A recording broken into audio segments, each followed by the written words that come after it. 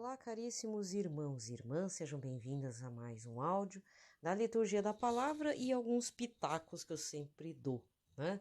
Hoje é dia 21 de abril de 2021, estamos na terceira semana da Páscoa, né? Hoje a cor litúrgica é a branca, porque estamos lembrando de Santo Anselmo também, né? Mas o período pascal é com a cor branca.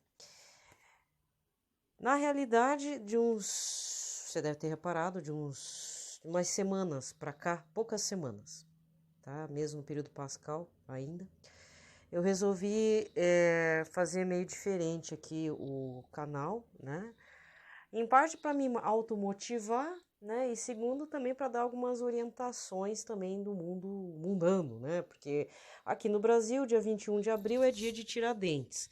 Mas a grande maioria se utilizava deste momento para ir para a praia, aproveitar o feriadão, fazer compra no shops, né? Mas estamos em pleno período pandêmico do coronavírus, então não é recomendável esse tipo de coisa. Mas como eu já falei, a quantidade de festas clandestinas e bailes funks e um monte de coisa arada, por mais que tenham os avisos dos jornalistas, dos programas jornalísticos e reportagens, não adianta. Quem está afim de se aglomerar, está se aglomerando, né? O pessoal já está assim... eu acho que é um misto de... Eu não acredito no coronavírus, que exista. Dane-se esse lance de ficar em casa, né? O negócio é aproveitar a vida. Aí mistura aquela coisa, eu não sei se eu vivo amanhã, eu vou aproveitar mesmo, né? Sei lá o que acontece com esse povo. Acho que não tem amor à vida mesmo, não tem amor aos parentes, nem aos familiares, né? Nem senso também.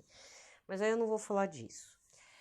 Se você acha que o dia de Tiradentes é só sobre isso, então é porque você fugiu da escola, você deu um apagão na tua mente, né? Realmente o brasileiro não tem senso de datas, assim, né? A gente se utiliza do feriado, até porque a grande maioria trabalha que nem um bando de escravo, né? Trabalha, quando vê um feriado já quero dar uma fugida vamos à la playa, né? Vamos à la playa, playa. Mas eu tô começando a fazer assim, para evitar também de eu ficar falando aqueles assuntos, sabe? Sanguinolentos, tipo Cidade Alerta, urgente. Tá pior que no final eu acabo falando. Teve um, inclusive, aqui em Curitiba, mas eu não vou falar, porque assim, eu vou deixar pro Luiz Bate fazer, né? Sei lá, os da Atena fazer, se é que vão fazer.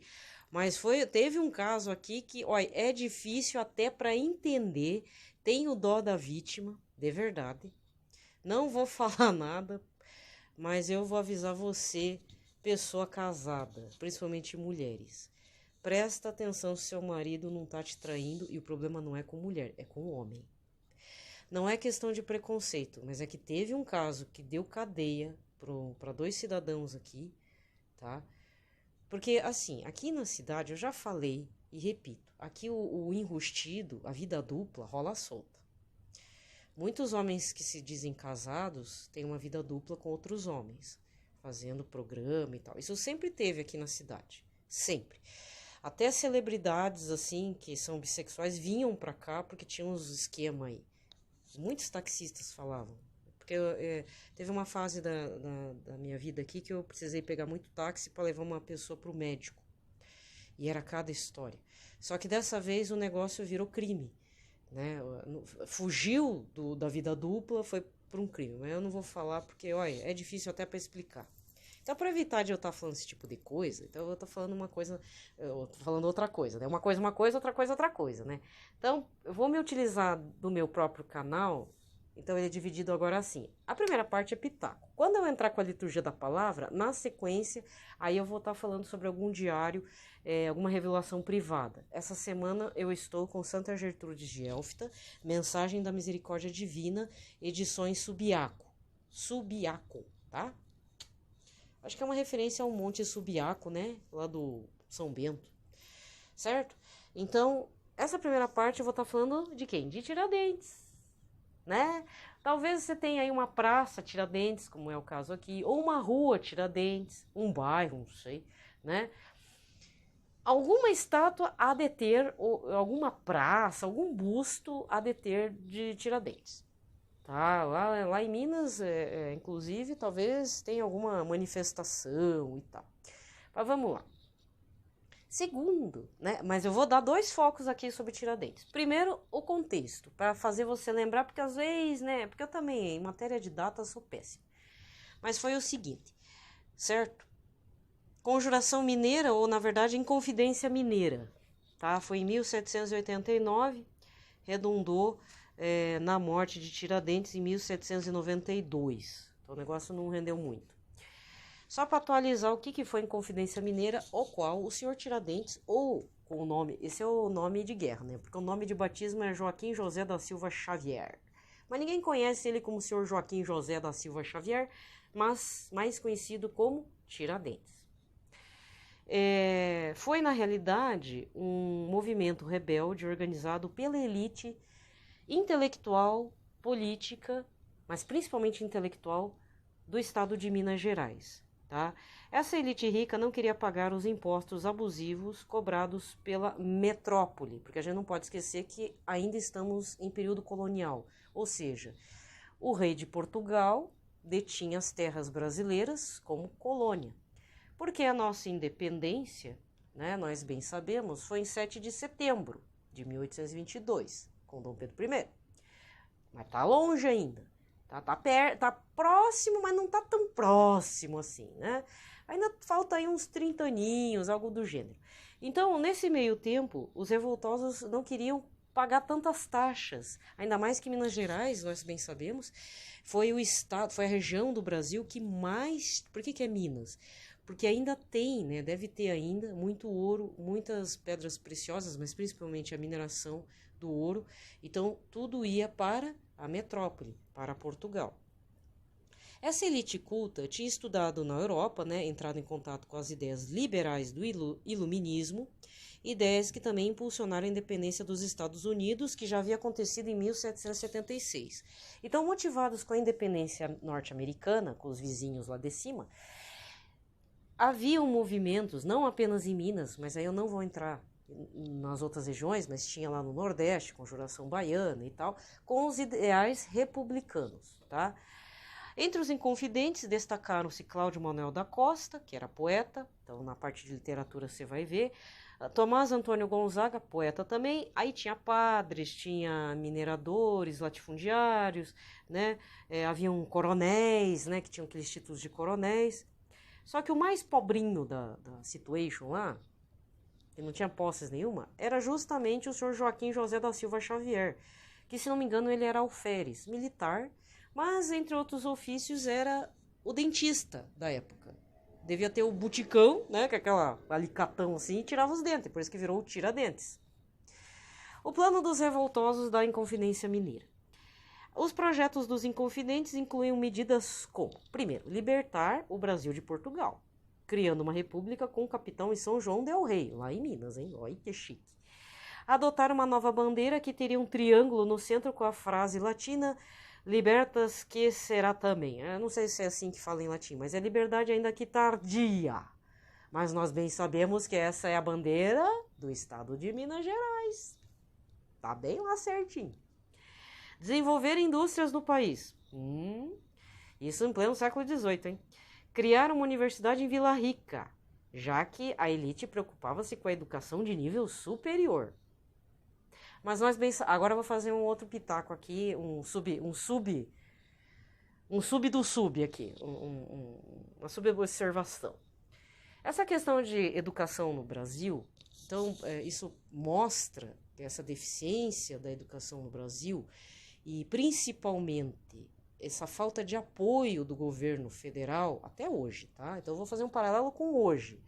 E isso é algo que existe até hoje. Por mais que, vamos fazer curso técnico, vamos fazer isso, vamos fazer aquilo, eu vou dizer da minha matéria, da minha disciplina, mas também puxando a sardinha e dizendo e fazendo um debate revoltoso, de denúncia, da minha disciplina de história, da disciplina de geografia, de filosofia e de sociologia também, os 4. Pelo menos eu posso falar da minha disciplina. Quem se forma em história não é reconhecido. A nossa disciplina não é reconhecida. Não temos assim um CRM, um CRO, sabe esses conselhos regional? A gente não é reconhecido. Aí isso significa o que na prática? Que qualquer pessoa formada na parte de humanas pode dar aula de história. Quer dizer, eu, na teoria, posso, aqui no estado, no PSS, sabe, o professor substituto de não sei o que lá, que deve ter o PSS espalhado aí nos seus estados também. Então, professor, eu poderia dar aula, mesmo concursado, eu poderia pegar umas aulas de geografia, de filosofia, de sociologia, além de história, e vice-versa. Aí os outros colegas meus formados em outras disciplinas, dessas aí que eu falei, podem dar aula de história. Então é por isso que você, que não teve um bom professor de história, você não pode culpar o professor, mas sim um governo caótico que quer que o povo não tenha memória. Porque aqui no Brasil, até a parte de geografia, tá? Se você procurar lá, eu não sou muito de geografia, mas existe um grande pensador da geografia, Milton Santos. Nome de jogador de futebol, mas não tem nada a ver. É o senhor Milton Santos, negro, tá? Pessoal que é aí da negritude tem que estudar Milton Santos. O cara foi um geógrafo de ponta, né? Apaixonado pela sua disciplina, muito crítico, tá? Voltado para o social também. Tá? Então, todo mundo que é da área de geografia tem que conhecer Milton Santos. Na parte de sociologia tem vários outros, inclusive Fernando Henrique, né, que ele era sociólogo e tudo, né, aposentado agora. Mas não que eu seja a favor de FHC, mas não podemos jogar todo o trabalho dele fora, né, gente? Certo? Filosofia também. Aí isso é um problema, porque aí temos, não é péssimos professores, mas uma coisa é dar aula de história sendo historiador. Outra coisa é uma pessoa de geografia dando aula de geografia na sua disciplina. Agora, você mistura tudo isso, você não tem bons professores e os alunos querem mais dar um tiro na nossa cara e na nossa disciplina, nessas disciplinas que eu falei, essas 4, justamente a de humanas. Fora que aqui no Brasil teve gente que pegou estudos sociais, o SPB, é formado de estudos sociais. Ai, é uma baixaria. Então, a minha disciplina de história, ela é muito pisada, né? E isso é uma crítica que existia lá quando eu entrei na faculdade em 94 e terminei em 97, que me formei em 98, tá? Então, isso ainda reside, é uma falta de senso político. Então, se eles queriam fazer uma faculdade no século XVIII, tá? Lógico, ideais que ainda precisam ser vistos. Hoje em dia, fazer faculdade é lucro para alguém. Não é legal isso. É outra coisa. Mas naquela época, eles queriam fazer com que o povo tivesse uma certa cultura. Formasse uma elite intelectual. Isso é importante também. Isso é importante. Tá? Muito bem. Vamos, depois de desopilar meu fígado, né? Mas vamos lá. Criar serviço militar obrigatório, isso existe hoje. Incentivar a natalidade, preocupação com o povoamento, oferecendo pensões para as mães com muitos filhos. Porque, veja, naquela época só tinha escravos, né? E provavelmente aquela região era inóspita, né? Parece aquele papo. Como é que é? Eu sou do tempo que isso tudo era tudo mato, né? É mais ou menos isso. Bom, havia pouco, claro, né? Era tudo um bando de intelectuais, então não tinha a parte prática. Os inconfidentes não tinham tropas, aí que tá, né? Também não podia contar com a participação popular, porque não teve participação popular. Mas essa inconfidência chegou aos ouvidos do governo, né? Da metrópole, do governo geral aqui da colônia, e a coisa acabou. O fim da conspiração. Para destruir este movimento, bastou que o coronel Joaquim Silvério dos Reis denunciasse os planos dos inconfidentes ao governador de Minas. Ou seja, ele era um inconfidente e entregou, ou seja, deu uma de X9. Em troca, Silvério dos Reis conseguiu perdão para suas dívidas junto à Fazenda Real. Olha aí. Participaram também da denúncia os militares Basílio de Brito Malheiros e Inácio Correia Pamplona. Ou seja, houve uma traição. Aí, o detalhe mais interessante, que aí eu já vou fechar esse ponto e vou entrar no segundo ponto relacionado a Tiradentes, que essa é bem interessante e que cabe neste canal. O segundo ponto, não o primeiro. Bem, aí o que aconteceu? O único condenado à morte foi Tiradentes, porque era pobre, porque o restante era tudo filho, era todos intelectuais, todos ricos, todos cheios de posses, só foram mandados ao degredo, ou seja, sai daqui da colônia, vocês vão para outro lugar, tá? Aqui vocês não ficam mais. certo? Então Tiradentes foi executado, e aí tem aquela, deixa eu ver, aqui tem, onde eu tô lendo, tem aqui o quadro. Não, mas não fala de quem que é o quadro. Você lembra daquele quadro nos livros didáticos? Não importa, se você estudou até o ensino médio, você viu essa imagem. Aquele que Tiradentes está todo decapitado. Acho que é o mesmo pintor, acho que é o Vitor Meirelles. Pintor Vitor Meirelles. Aquele que está todo decapitado do cadafalso, ainda tem um crucifixo de Cristo do lado, tem a cabeça de um lado, a perna do outro, o tronco de um lado, entendeu? Ai, coisa horrível, né? Então... Tiradentes passou por tudo isso, de verdade. Depois da forca, todo o corpo dele foi todo esquartejado e espalhado numa via principal lá da região. Isso, enfim, acabou. Tiradentes acabou. Por que Tiradentes aí retoma, né? Como aí tem essa data? Então vamos para a parte prática. Porque ele é executado dia 21 de abril de 1792. Pronto, tá? Se você não for fazer, nem é só isso que você precisa saber. Mas por que ele retoma como herói? Ou pelo menos, por que temos uma data em abril relacionado a ele? Porque quando foi 1889, com a instauração da República e um pé no traseiro de Dom Pedro II e toda a sua família imperial do Brasil, os republicanos precisavam ter heróis republicanos e resgataram a imagem de Tiradentes. Se fosse só a imagem de Tiradentes e os ideais republicanos e tudo, não tem problema nenhum. O problema grande, foi transformar Tiradentes com a cara de Jesus Cristo, que eu já falei no áudio de ontem, né? Aí, para não dizer que eu tô falando fake news, eu abri aqui e justamente achei 25º, então XXV, né?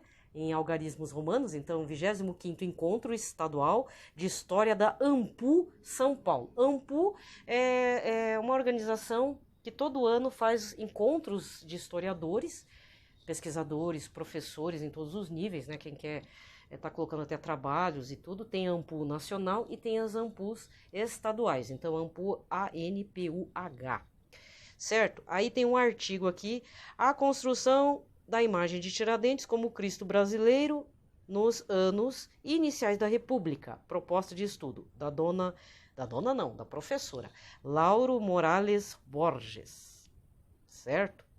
Só o fato de existir um artigo de um encontro estadual, deve ter sido em algum ano aí que eu não sei, agora eu não sei quando foi esse encontro, tá? De 9 páginas que ela apresentou nesse encontro, deixa eu ver quais são, a primeira coisa que eu olho são as bibliografias. Isso significa que não é só eu que vi, e também tem outro autor que vai apontar isso. Então, no caso da senhora Laura, doutora Laura ou professora Laura, né, não vi aqui como é que é? O CAPES, não, currículo Lattes, né, não vi o currículo Lattes dela, mas ela está embasada em alguns trabalhos, aqui, ó, principalmente de um historiador importante desse período de transição, que é o final do Império de Dom Pedro II e início da República Brasileira, né? Que é o professor doutor José Murilo de Carvalho. Ele tem uns livros com títulos bem apelativos, assim. Eu já falei de algumas vezes dele, gosto muito dele, apesar que ele dá umas pisadas na bola. Mesmo sendo doutor, ainda dá umas pisadas nos conceitos lá. Por isso que tem que tomar muito cuidado com o conceito. Mas tirando isso, o trabalho tem uns temas e um olhar muito interessante que questiona muitos símbolos da República Brasileira. Então, um deles é Tiradentes com cara de Jesus, certo? Então, a doutora aqui também usou, eu estou chamando ela de doutora, né? Ela deve ser doutora mesmo. A professora Laura, que diz assim, a formação das almas, o imaginário da República no Brasil, isso, é de 1998. Deixa eu ver se tem mais alguém que fala aqui. O Clero e a Conjuração Mineira, de André Figueiredo Rodrigues. Não conheço. Esse aqui deve ser esse aqui é um trabalho da USP, tá? O André Figueiredo também escreveu outras coisas, então sobre representação de Tiradentes. Então tem gente que se especializou nesse assunto. Isso que é importante, tá? Muito bem, ela usou uma tese também, tá ótimo. Não vou entrar em detalhes desse artigo, mas eu estou citando um que eu vi aqui no Google, né? E é um trabalho sério, para não dizer que eu ando fazendo fofoca news, né? Eu estou fazendo um trabalho também de historiador, tem que ter base, né? Mas eu vou ficar um pouco com esse... Tá, entendeu? Vou deixar você com essa batata quente, tá? Quiser procurar, então tem duas vias. Você pode procurar pelos artigos da ANPU, tá? Encontros estaduais ou nacionais, artigos acadêmicos ou até dissertações de mestrado e doutorado, que já deve ter. Inclusive, o autor principal, que acho que é o primeiro que aponta essa situação com relação a símbolos da República Brasileira. Eu já falei aqui e vou falar de novo. Uma delas é o quê? Bom, Tiradentes. A segunda, quando chegar próximo lá 15 de novembro, né, que é quando nós... era para lembrar, né, mas a gente sempre usa o feriado para descanso, 15 de novembro é a proclamação da República. E lá tem a República, é considerada uma mulher com um barretinho na cabeça. Barrete é a boinazinha lá da Revolução Francesa, tá? De louros, vestida com roupas gregas mesmo, sabe? Clássica. Parece uma grega clássica. E essa mulher está representada na nota do seu dinheiro aí. Abre aí a tua carteira, aí você vai ver. Olha lá, não tem a facezinha da mulherzinha? Com louro na cabeça? Então, é a República. Não é o dinheiro real. Essa representação feminina é a República. E essa é um dos motivos que representa uma forma de substituir Nossa Senhora. De forma enrustida, hein? O negócio estava sendo planejado, meu filho, faz tempo, tá? E isso também é explicado no livro A Formação da... Eu já tive esse livro, por isso que eu tô falando. A Formação das Almas, de José Murilo de Carvalho, tá? A bandeira brasileira, por que tem o termo ordem e progresso? Então, tudo isso está atrelado na filosofia positivista de Auguste Comte, que foi trazida para o Brasil, e muitos militares com ideais republicanos, anti-escravocratas, que era contra a escravatura, apoiavam-se. Tá? Então você quer saber mais sobre a simbólica, né, o imaginário da República Brasileira? Tem muito pano para manga. A única coisa que talvez permaneceu do Império foi a música do hino nacional. A música, a letra foi mudada. Mas a música a melodia do hino nacional brasileiro é ainda do Império. Que o pessoal estava acostumado. E outro detalhe, né? A República Brasileira foi instaurada também sem a participação do povo. Ou seja, hoje é falado abertamente, foi um golpe militar. Porque assim, o Brasil dormiu império e no dia 15 de novembro acordou república. Esse era um termo, inclusive, essa frase foi usada num jornal. Não teve a participação do povo. O povo dormiu Império e acordou República no dia 15 de novembro de 1889, tá? Então, nessa data do Tiradentes, o que eu vou ficar aqui para deixar você bem nervoso? É melhor ficar nervoso porque tá todo mundo em casa, fazendo home office, né? Aí vai que você tá gostando de história, sei lá, se de repente você também, eu falando essas bobeiras, eu quero saber quem quer Tiradentes. Então, procure certo. E como eu já estou usando esse canal para falar algumas coisas e puxando a sardinha sempre pro lado da Igreja Católica, tem os dois lados da coisa.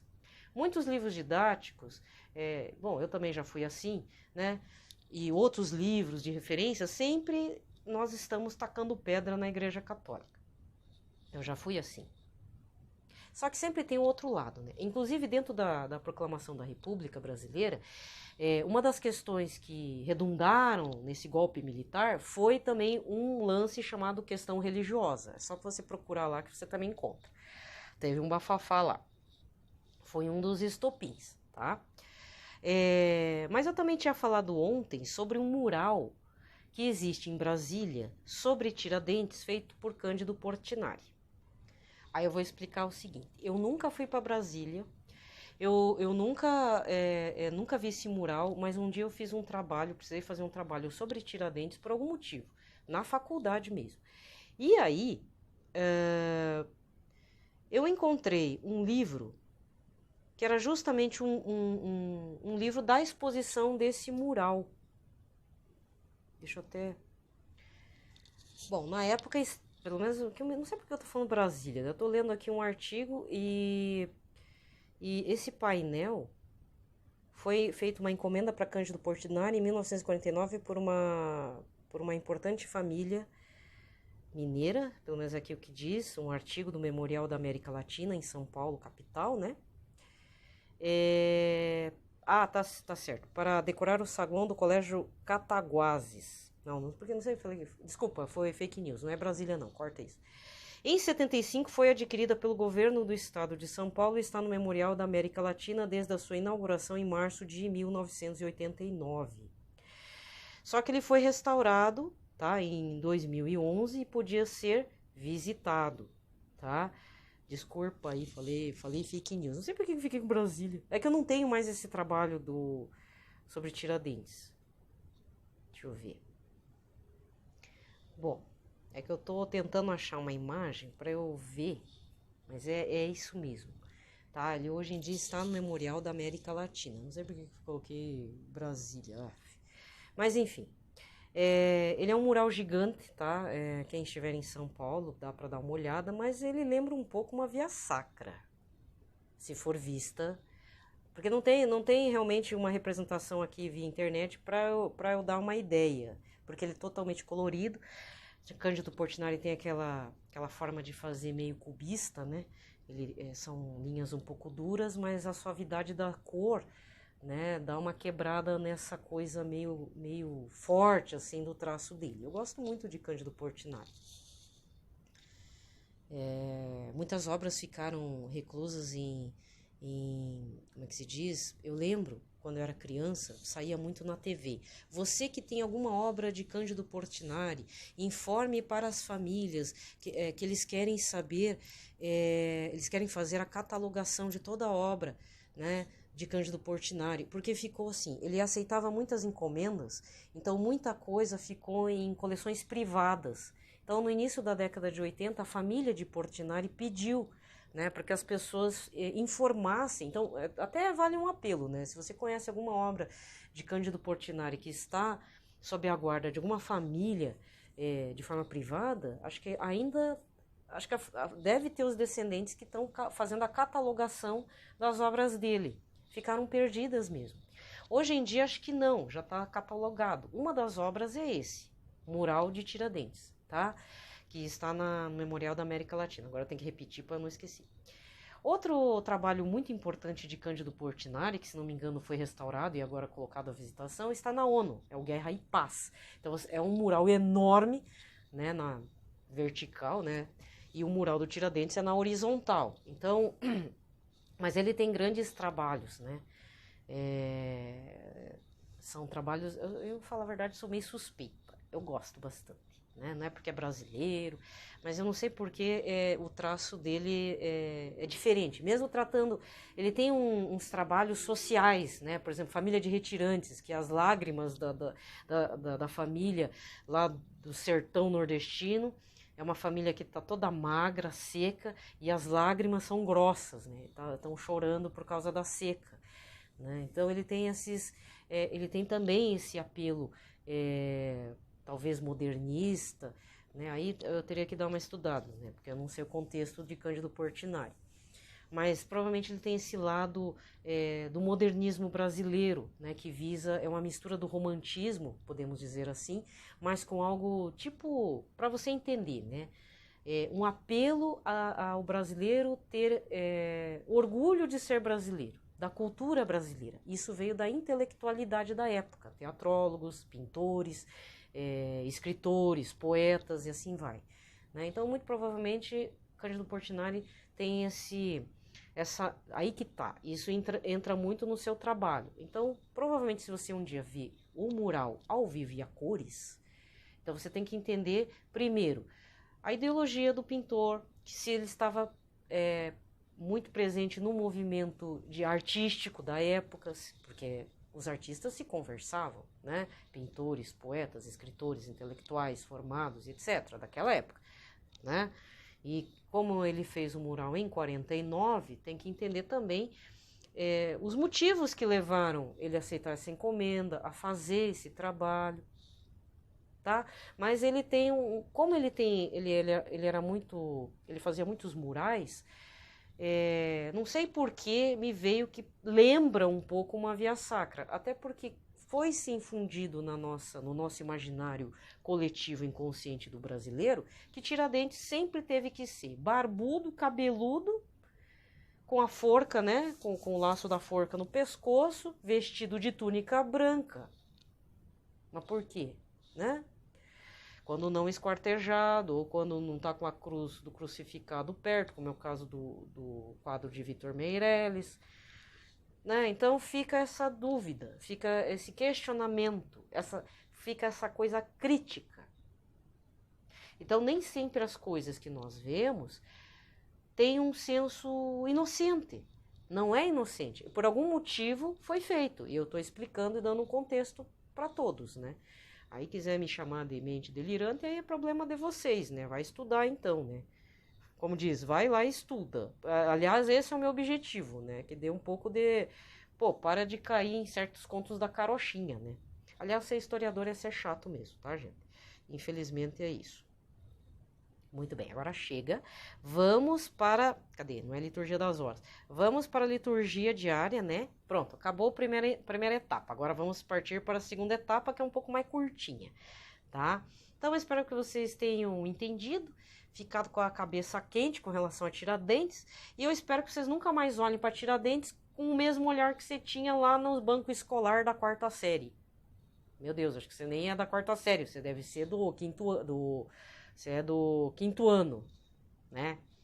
Deve ser, né? Enfim, eu espero. Mas para lembrar que hoje, dia de Tiradentes, não pode passar batido. A gente tem que ser crítico, entendeu? Tá certo? As coisas não são feitas na inocência, mas abusam da nossa ignorância, certo? Muito bem. Pelo sinal da Santa Cruz, livrai-nos Deus Nosso Senhor de todos os nossos inimigos, em nome do Pai, do Filho e do Espírito Santo. Amém. Muito bem. Vamos rezar. Então agora entramos para o lado efetivo da liturgia da palavra. Vamos rezar uma oração a São José. Depois a gente vai rezar um Pai Nosso, uma Ave Maria, um Glória ao Pai, para o Papa Francisco, o Papa Emérito Bento XVI, né? Para todos os sacerdotes, certo? E para todas as vítimas do Covid-19, que são muitas, tá, gente? Vamos lá, lembrai-vos, ó puríssimo esposo de Maria Virgem, ó meu doce protetor São José, que jamais se ouviu dizer que alguém tivesse invocado vossa proteção, implorado vosso socorro e não fosse por vós consolado. Com esta confiança vem a vossa presença e a vós fervorosamente me recomendo.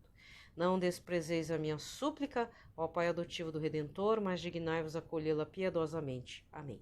São José, modelo e padroeiro dos devotos dos Sagrados Corações, Jesus e de Maria, rogai por nós. Pai nosso que estais nos céus, santificado seja o vosso nome, venha a nós o vosso reino, seja feita a vossa vontade, assim na terra como no céu.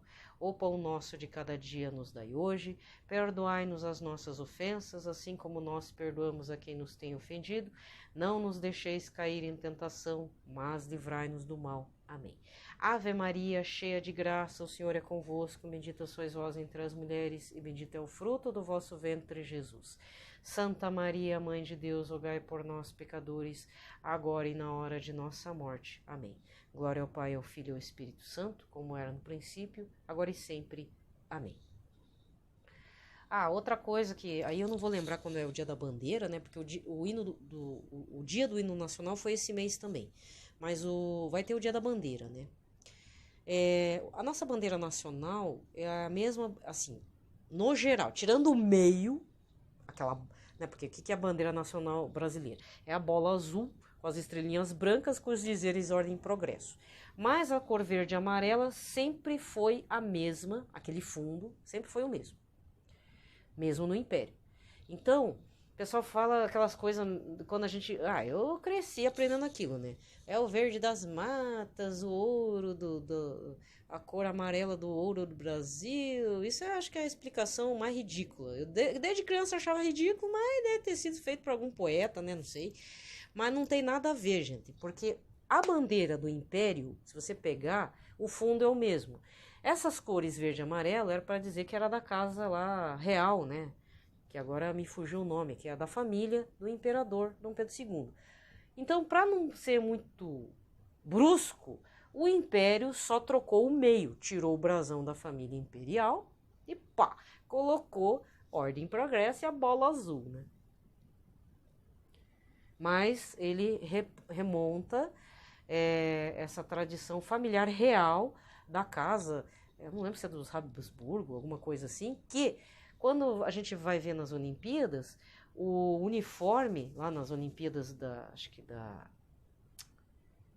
Austrália também é verde e amarelo, porque também é da casa lá da família real, entendeu? É a mesma coisa, por isso que a cor é meio parecida. Nós nos apropriamos do verde e amarelo achando que é uma coisa do verde das matas, o amarelo do ouro, mas não é, entendeu? Tem uma tradição do império, tem uma tradição da família, da casa real, da família imperial que remonta lá à família da Europa, real também. Eu tenho que explicar essas coisas porque, olha, a gente tem aprendido errado. Você acha que... Olha, gente, hoje em dia, essas discussões Tiradentes ser igual a Jesus Cristo, hoje, no material didático, é apresentado. Por quê? Porque eu acredito... Desculpa, é uma crítica mesmo aos meus colegas autores de livro didático. Eu não sei se eles não leem, não acompanham algumas coisas. Então, por que fazem tantos encontros estaduais e nacionais da AMPU se o negócio não entra para ser divulgado para as crianças, né? E para os adolescentes? E fica tudo ali no meio do circuito intelectualizado dos historiadores. Tem que sair fora. Graças a Deus, ainda bem que existe o Google acadêmico, que existe gente que pergunta, né? Porque aí você vai atrás do negócio e desmonta as tuas crenças. É assim que começa o desmonte das crenças. Agora você vai olhar para uma estátua de Tiradentes, você nunca mais vai olhar com o mesmo olhar. Porque eu desmontei as suas crenças. Quer dizer... Porque é preciso também, né? Por que a gente tá lá olhando para Tiradentes e tem a data do Tiradentes e com a cara de Jesus? Que blasfêmia. Eu falei. Pronto. Uma coisa, outra coisa é outra coisa, entendeu? Muito bem. Eu acho que eu não ia ser uma boa professora de história, né? Eu sou tão bocuda que... Por isso que eu acabei não indo nessa linha, porque eu acho que eu não ia ter escola para mim. Eu tinha que montar a minha escola. Muito bem, gente. Então, vamos lá. Primeira leitura de hoje, nesse dia 21 de abril, né? Atos dos Apóstolos 8, versículos de 1b a 8. Naquele dia começou uma grande perseguição contra a igreja de Jerusalém, e todos, com exceção dos apóstolos, se dispersaram pelas regiões da Judéia e da Samaria. Algumas pessoas piedosas sepultaram Estevão e observaram grande luto por causa dele. Saulo, porém, devastava a igreja, entrava nas casas e arrastava para fora homens e mulheres para tirá-los na prisão. Entretanto, aqueles que se tinham dispersado iam por toda parte pregando a palavra. Filipe desceu a uma cidade da Samaria e anunciou-lhes o Cristo. As multidões seguiam com atenção as coisas que Filipe dizia, e todos unânimes o escutavam, pois viam os milagres que ele fazia. De muitos possessos saíam os espíritos maus, dando grandes gritos. Numerosos paralíticos e aleijados também foram curados. Era grande alegria naquela cidade. Palavra do Senhor. Salmo de hoje. Salmo 65 com o refrão: Aclamai o Senhor Deus, ó terra inteira. Aclamai ao Senhor Deus, ó terra inteira, cantai salmos ao seu nome glorioso, dai a Deus o mais sublime louvação. Dizei a Deus como são grandes vossas obras. Aclamai o Senhor Deus, ó terra inteira. Toda a terra vos adore com respeito e proclame o louvor de vosso nome. Vinde ver todas as obras do Senhor, seus prodígios estupendos entre os homens. Aclamai o Senhor Deus, ó terra inteira. O mar ele mudou em terra firme e passaram pelo rio a pé enxuto. Exultemos de alegria no Senhor, ele domina para sempre com poder. Aclamai o Senhor Deus, ó terra inteira. Evangelho de hoje. João 6, versículos 35 a 40. Naquele tempo disse Jesus à multidão: Eu sou o pão da vida. Quem vem a mim não terá mais fome, quem crê em mim nunca mais terá sede. Eu, porém, vos disse que vós me vistes, mas não acreditais. Todos os que o Pai me confia virão a mim, e quando vierem não os afastarei. Pois eu desci do céu não para fazer a minha vontade, mas a vontade daquele que me enviou. E esta é a vontade daquele que me enviou, que eu nunca perca nenhum daqueles que ele me deu, mas o ressuscite no último dia. Pois esta é a vontade do meu Pai, que toda pessoa que vê o Filho e nele crê, tenha a vida eterna, e eu o ressuscitarei no último dia. Palavra da salvação. Bem, aqui termina a liturgia da palavra, que é o segundo momento, né? Continuando o segundo momento, vou fazer a leitura de um parágrafo do livro Mensagem da Misericórdia Divina, Santa Gertrudes de Elfta, para você conhecer, deixa eu ver, eu vou pegar essa marcação aqui, para você conhecer mais, você que é tão assim, gosta bastante do Diário de Santa Faustina, já leu a autobiografia de Santa Margarida Maria Lacoque, você precisa conhecer este da Santa Gertrudes de Elfta. Aí você pode fazer um estudo paralelo, tá? Mas lembrando, e eu, que sou a tia aqui da história, sempre recomendo o quê? Qualquer autor que você for estudar, por exemplo, não precisa ser a Santa Gertrudes. Vamos supor que você também goste de Cândido Portinari. Qualquer pintor, autor, escritor, mesmo santo, ele teve uma vida, teve um passado, teve um contexto histórico, mas é só isso também, tá? Não é para misturar o contexto histórico para fazer uma coisa histórico-crítica. Aliás, eu fico até assustada quando eu ouvi falar da boca de um padre. Bom, esse padre é contra a forma histórico-crítica dentro da teologia, dentro de alguns assuntos relativos a Jesus. Eu sou contra. Eu conheço a proposta histórico-crítica na parte de educação, na parte de história também, é muito válido, mas você colocar a histórico-crítica na base do evangelho, transformando Jesus simplesmente num personagem histórico, aí não há conditions. Não tem condições um trem desse. É importante sabermos quem é Jesus no tempo histórico? Eu concordo. Porque devido ao contexto, a gente entende muitas coisas que Jesus falou, que Jesus caminhou, porque que tem o Zelote, né? Tem um guerrilheiro lá entre os discípulos de Jesus. Mas não foi traidor, foi guerrilheiro, né? Foi como é que se diz? Um cara ativista a ponto de ter que matar os soldados romanos, vou matar. Mas eu sou seguidor de Jesus, entendeu? Por isso que Jesus era mal visto.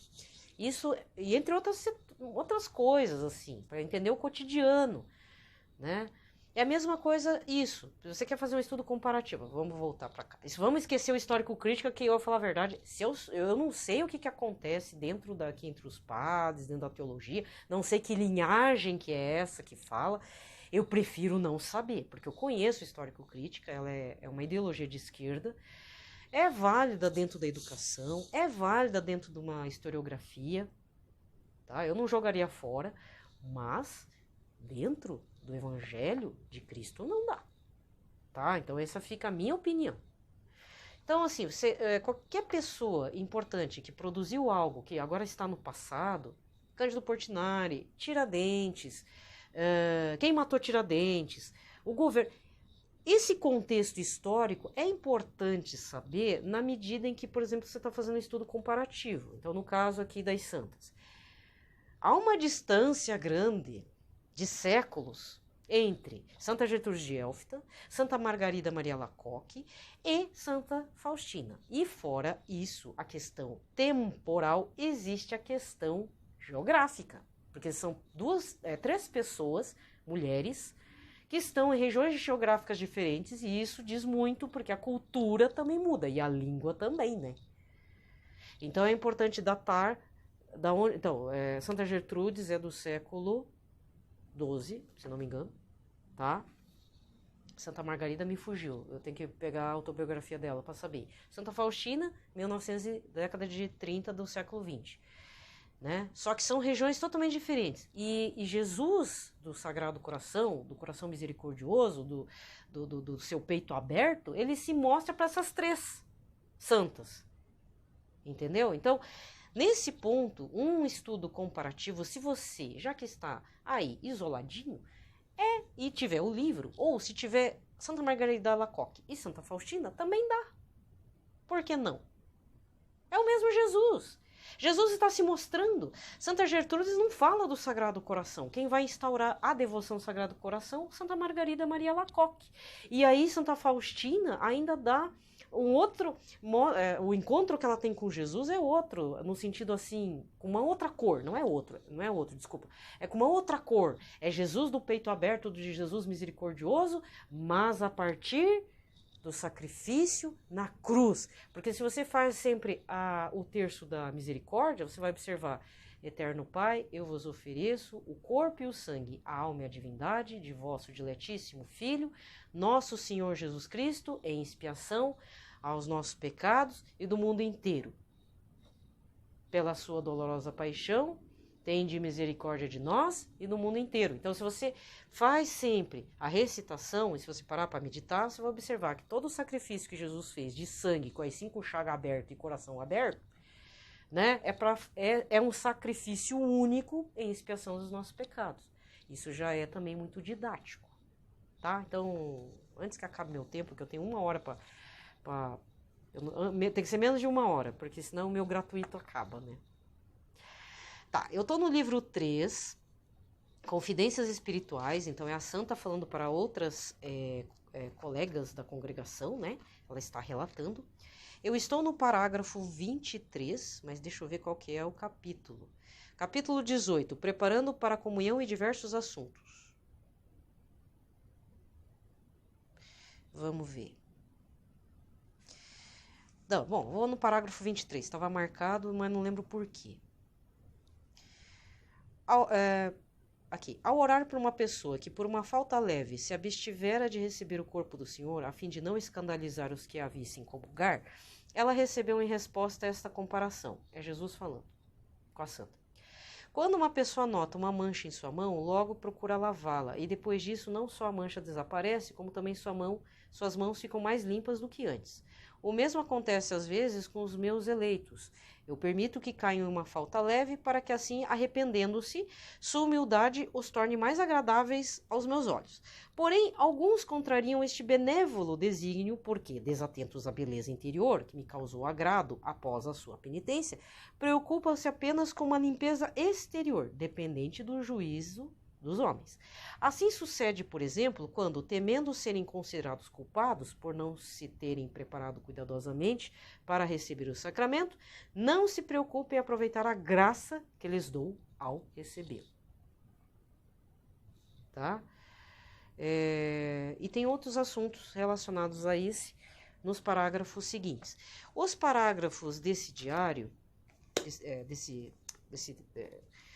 desse material de Santa Gertrudes de Elfta, ele é um pouco mais assim, exige um pouco do teu vocabulário, ele exige um pouco do teu conhecimento, porque era uma santa que estudava bastante a liturgia. Outro detalhe é que também o vocabulário rebuscado, às vezes fica um pouco difícil para entender, mas tem que entender assim, ó, tem um dicionário do lado, medita um parágrafo, os parágrafos são maiores do que Santa Faustina, porque é isso que eu estou tentando explicar. Essa santa do século da Idade Média, tá? Santa Gertrudes, era bem culta, muito culta, se comparada com as outras santas, Santa Margarida e Santa Faustina. Já é um detalhe importante a ser considerado. Por outro lado, Jesus não se atém a esses problemas. Ele se utiliza e vai além, né? Porque é a graça de Deus se manifestando. Bom, gente, o áudio está super grande, mas eu desejo a vocês a paz de Cristo, a proteção da Sagrada Família, consagrados no Sagrado Coração de Jesus, Imaculado Coração de Maria e Casto Coração de São José. Não vamos esquecer São José. Aliás, esse ano é o ano da gente aprender a fazer uma devoção, uma intimidade, conhecer melhor São José. Aliás, eu agradeço ao Papa Francisco por ter instaurado o ano de São José. Eu espero que o pontificado do Papa Francisco, né, diante de tantos escândalos, bocas duras, né, um monte de coisa errada que se fala aqui nas internet da vida, nos YouTube da vida, a respeito dele, né, quebrando a dignidade, o bom nome do Papa Francisco. Eu espero que ele seja lembrado como o Papa que trouxe de volta a devoção a São José. Eu acho que isso é demonstrado no escudo dele, a forma como ele também divulgou aquela imagem de São José dormindo, né? Foi ele que divulgou, trazendo o ano extraordinário de São José, fazendo uma carta apostólica, dando a oportunidade de indulgência plenária e parcial. Que bom, porque para mim São José era um santo ali escondidinho. Mal se falava de São José, não é? Então sejamos mais devotos, mas não aqueles devotos de pedir coisas para São José. Se for pedir, vamos pedir aquelas graças que ninguém pede, como dizia Nossa Senhora das Graças. Então, não é esquecendo de Nossa Senhora, mas ao contrário, trazendo junto. Fazendo uma experiência, pode até ser mística, não tem problema. Faz uma experiência com São José. Eu vou falar um negócio. Apesar de eu ter tido, acho que... Não, eu tive poucas importantes graças, assim, nesse período do ano extraordinário de São José. Muito importantes. Eu acredito que se eu não tiver mais graças, só porque sou devota de São José, ou porque me apresentei para São José, olha, eu já fico feliz de saber que ele é meu pai adotivo espiritual, né? O pai nutrício espiritual. Porque se Nossa Senhora é nossa mãezinha espiritual, então por que eu não posso me apropriar de São José dizendo que ele é meu pai espiritual também? Né? O pai postiço espiritual. Porque o pai mesmo, como dizia Jesus, é o pai do céu, né? Pai eterno. Só temos um pai. Nem o nosso pai terrestre deveria ser chamado de pai. Meio dura essa palavra, mas eu entendo o lado de Jesus, né? Senão a gente idolatra muito o pai, o nosso pai de sangue, o pai São José, algum mestre, algum diretor espiritual, mas não é. Né? A gente tem que focar no Todo-Poderoso, nem que fixemos na imagem de Cristo. Nossa, engasgado. Tá bom? Ai, gente, chega. Tô contente, né? Eu espero ter desconstruído a ideia de Tiradentes na sua cabeça, que você tenha se instruído um pouco, e se você não quer se instruir, não sei. Mas tenha curiosidade de saber. Não é porque eu falei que você não pode correr atrás. Você tem mais é que correr atrás, tá? Corra atrás desses materiais aí do José Murilo de Carvalho, é a Formação das Almas, e ele tem um outro livro também sobre a República. Os Bestializados. Cada nome, né? Não, mas é para chamar atenção mesmo. É para chamar atenção, tá? E fora os cartoons que ele se utiliza ali para fazer as análises, que era muito recorrente do Ângelo D'Agostini, acho que é Ângelo D'Agostini, na Revista Ilustrada, que era um jornal desse período, agora não me recordo se era acho que era do Rio de Janeiro. Você encontra na hemeroteca, da Biblioteca Nacional, hemeroteca com H. Olha, é muito doido ler aqueles jornais antigos, tá? Aproveita aí que você está isolado, né? Não enche a cabeça com livros fantasia. Enche a cabeça com algo que vale a pena, tá bom? Um abraço a todos, fiquem na paz de Cristo e muita informação instrutiva para quebrar certos conceitos que a gente está arraigado desde criancinha, lá do prézinho, entendeu? Vamos quebrar isso aí, porque essas certezas têm que ser quebradas. Isso não pode ser mantido por muito tempo. Um abraço a todos.